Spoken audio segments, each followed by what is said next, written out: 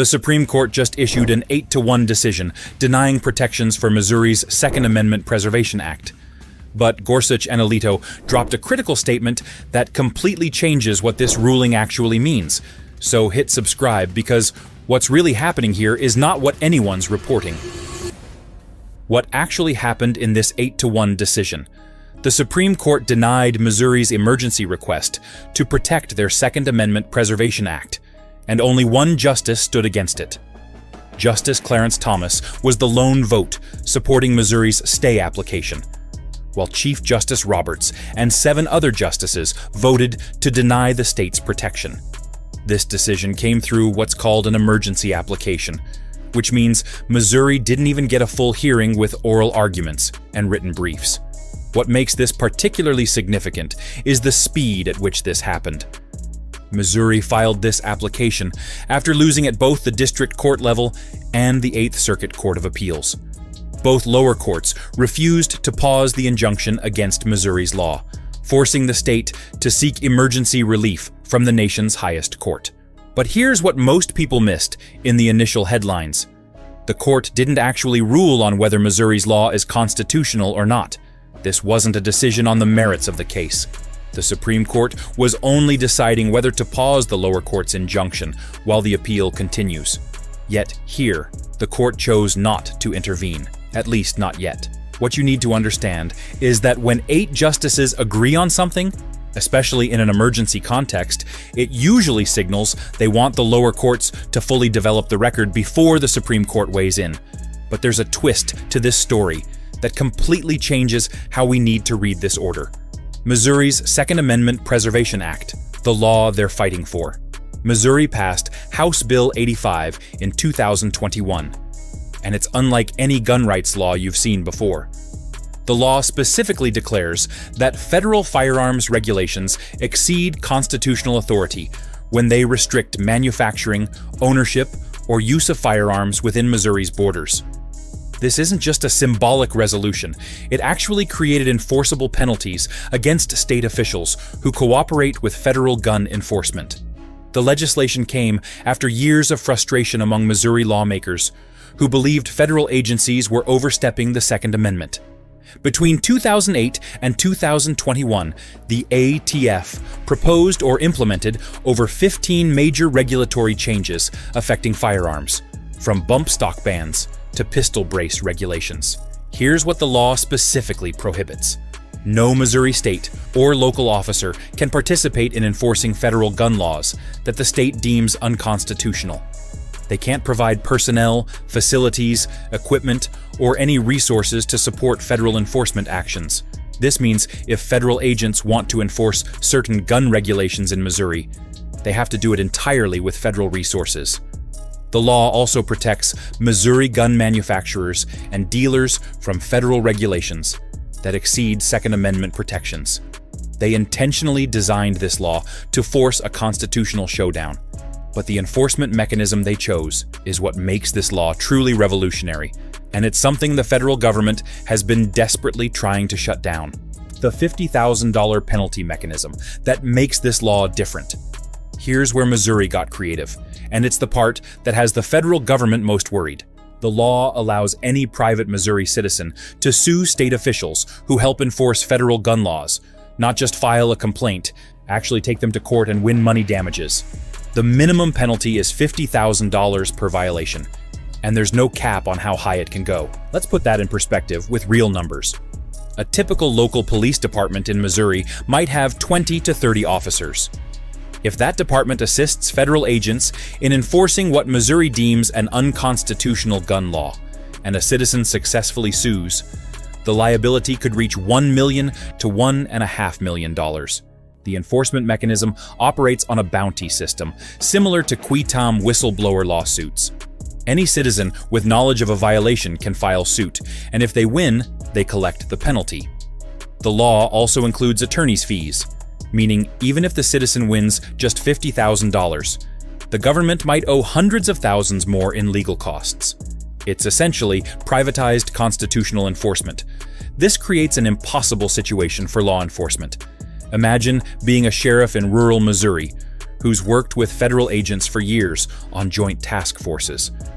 Now you have to carefully analyze every single federal request to determine if it involves firearms regulations that Missouri considers unconstitutional. Get it wrong, and you could personally owe $50,000 to whoever sues you. That's exactly the point. Missouri wants federal gun enforcement to become so legally risky that state officials refuse to participate. What do you think about citizens being able to sue their own state officials for $50,000? Drop your thoughts in the comments. How this copies the Texas abortion law strategy. Missouri didn't come up with this enforcement strategy in a vacuum. They copied it directly from Texas Senate Bill 8. That's the Texas law that banned abortions after a fetal heartbeat is detected, which is usually around 6 weeks. Instead of having the state attorney general or district attorneys enforce the law, Texas allowed any private citizen to sue anyone who performs or aids an abortion. The Texas law went into effect in September 2021, and abortion providers immediately tried to challenge it in court. But they hit a wall because of how the enforcement was structured. Normally, when you want to stop a law, you sue the state officials who enforce it and ask a judge to block them. But in this case, there were no state officials enforcing it. The Supreme Court heard the Texas case in December 2021 and issued a decision that shocked legal experts on both sides. The court said you can't get a pre-enforcement injunction against the state because the state isn't enforcing the law. The only way to challenge it is to wait until someone actually sues you under the law. Then defend yourself in that lawsuit and argue the law is unconstitutional. Missouri's lawyers studied that Texas decision carefully and realized they could use the exact same structure for Second Amendment rights. If it worked to protect abortion restrictions from court challenges, it should work to protect gun rights too. Missouri adapted the model by changing the dollar amounts, the subject matter, and the defendants. But the core mechanism remained identical. But what Missouri may not have fully anticipated was how aggressively the federal government would fight back against this strategy when it threatened their enforcement power. Why the district court struck it down completely. The federal government sued Missouri in March 2022, claiming the law was unconstitutional under the Supremacy Clause. Their argument was straightforward. Federal law trumps state law, and Missouri can't simply nullify federal regulations it disagrees with. Judge Brian Wimes of the Western District of Missouri heard the case and issued a preliminary injunction blocking the entire law. His ruling was extensive, over 60 pages analyzing constitutional history and federalism principles. The judge found that Missouri was essentially attempting to nullify federal law, which the Constitution prohibits. But here's what's interesting about Judge Wimes's reasoning. He specifically addressed the private enforcement mechanism and rejected Missouri's comparison to the Texas abortion law. The judge said there was a crucial difference. The Texas law regulated private conduct between private parties, while Missouri's law attempted to regulate federal government operations. According to the judge, states have broader authority to regulate private behavior within their borders, but they cannot obstruct federal officials from enforcing federal law. The injunction prohibited Missouri and all its officers, agents, and employees from enforcing or implementing any part of the law. The judge also barred anyone acting in concert with state officials from enforcing it. Missouri immediately appealed to the Eighth Circuit Court of Appeals. And that's when things got even more complicated, because the appellate court had to decide whether this injunction was even legally possible. Justice Thomas's lone dissent and what it means. Justice Clarence Thomas was the only vote to grant Missouri's stay application. And while he didn't write an opinion explaining why, his vote speaks volumes. Thomas has a long record of supporting both state sovereignty and Second Amendment rights. Thomas's dissent here likely stems from his view that states should have more power to resist federal overreach. He's previously stated that the 10th Amendment reserves significant authority to states, and that includes the power to refuse cooperation with federal programs states believe are unconstitutional. In a 2012 case involving immigration, Thomas wrote that states cannot be commandeered to enforce federal law. That principle applies directly to Missouri's situation. The timing of Thomas's vote is also significant because it came just months after he wrote the majority opinion in Bruin, one of the strongest Second Amendment victories in Supreme Court history. That case struck down New York's concealed carry restrictions and established that gun regulations must be consistent with historical tradition. If Thomas believes federal regulations violate Second Amendment history and tradition, it makes sense he'd support Missouri's attempt to resist those regulations. But Thomas standing alone on this vote reveals something important about the current court. Even the other conservative justices who voted with him in Bruin weren't ready to support Missouri here. That suggests they see a meaningful difference between striking down a state gun restriction and allowing a state to nullify federal enforcement. Do you think Justice Thomas was right to be the lone dissent? Or do the other 8 justices have a point? Let me know in the comments. The Gorsuch-Alito statement that changes everything. 2 justices issued a statement with the denial that completely reframes what this order actually means. Justice Neil Gorsuch wrote it, and Justice Samuel Alito joined him. This wasn't a dissent. They both voted to deny Missouri's stay application. Gorsuch wrote that he agreed with denying the stay with one critical understanding. The district court's injunction only prohibits Missouri, its officers, agents, and employees from enforcing the law. That's it. The injunction does not and cannot bind private parties who weren't before the court. Gorsuch specifically said that any injunction trying to bind private citizens would be inconsistent with the equitable powers of federal courts. He cited directly to the Whole Woman's Health case about the Texas abortion law. This is massive because it means the enforcement mechanism Missouri created is still alive. Private citizens in Missouri can still sue state officials under the law. The state government can't enforce it because they're enjoined, but individual Missourians weren't parties to the lawsuit and aren't bound by the injunction. Think about what this means practically. If a Missouri police chief helps federal agents enforce a gun law the state considers unconstitutional, a private citizen could still file a $50,000 lawsuit against that police chief. The state attorney general can't bring that lawsuit because the state is enjoined. But private citizens aren't enjoined. Gorsuch and Alito just told them the courthouse doors remain open.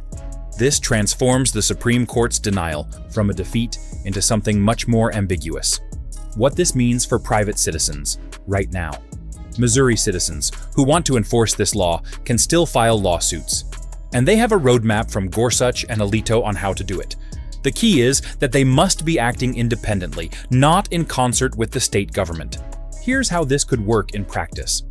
Let's say a Missouri citizen learns that their local sheriff's department assisted ATF agents in enforcing a federal regulation that Missouri's law declares unconstitutional.